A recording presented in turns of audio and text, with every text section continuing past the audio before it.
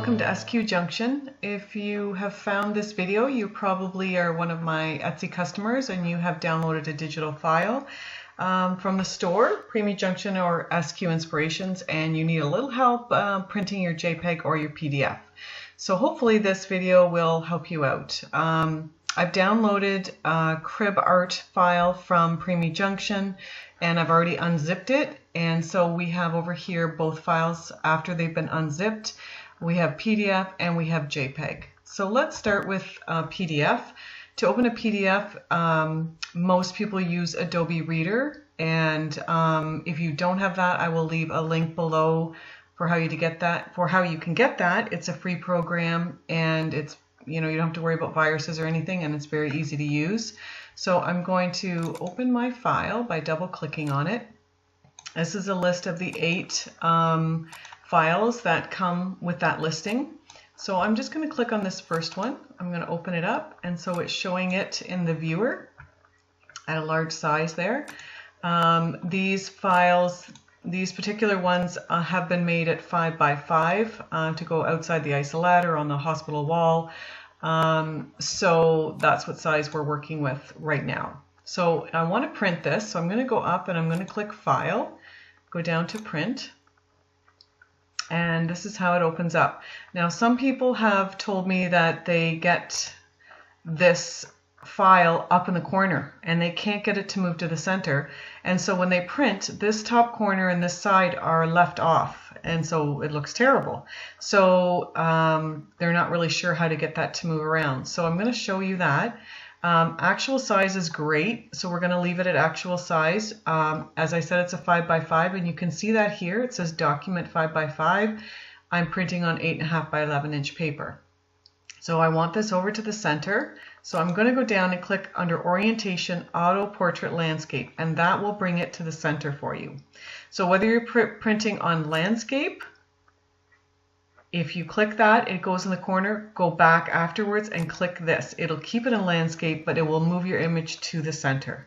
If you want to click in portrait, then again, after you click your orientation, you're going to go back and click auto, and it's going to move it to the center for you. Okay, so hopefully that helps that aspect.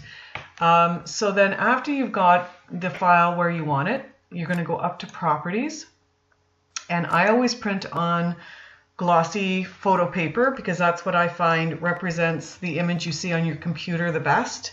Your computers are backlit, it's got a lot of colors in the monitor, and it looks so beautiful on your computer, and then when you print it, sometimes if it's just on cardstock or printer paper, it looks a little underwhelming. So if you have photo paper and have the wherewithal to use that, it is definitely the best for replicating the image you see on your computer. So I usually do photo paper. So I'm going to click that. I'm going to click glossy photo paper. Now if you only have cardstock and you don't have an option on your printer for cardstock, then I just do matte photo paper. And that should do fine for you. So that's your option if you're doing cardstock. So I'm going to go back, to glossy photo paper, and we are printing in color, so that's great.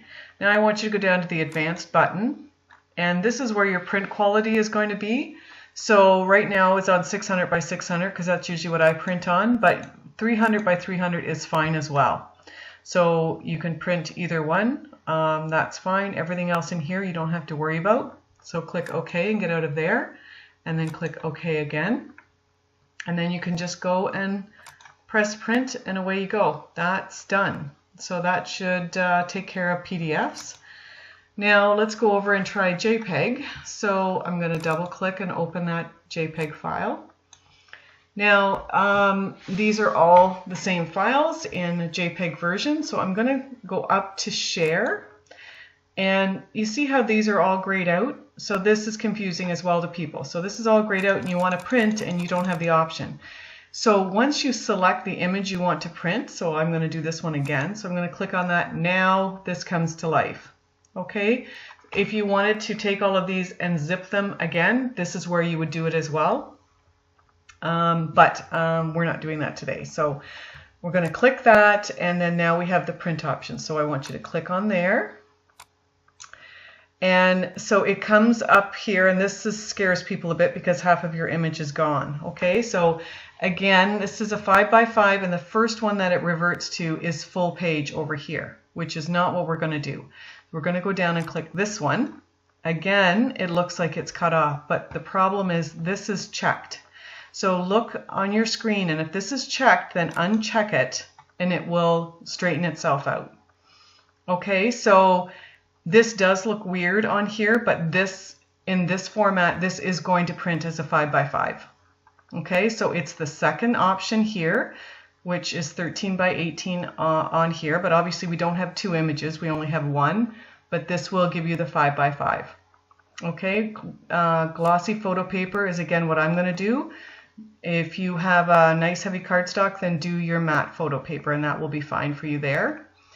And then we're going to go to options and printer properties, and we're going to make sure that so we're on layout here, go down to advanced, and just double check your print quality here as well.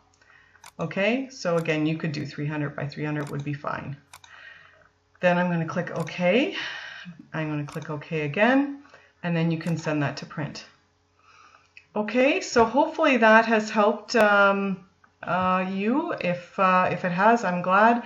I am no expert at all, but this is just how I do it. So I'm just showing you my method. I'm sure there's many other methods out there, but this is what I do. Okay, so thanks so much, and I'll see you again.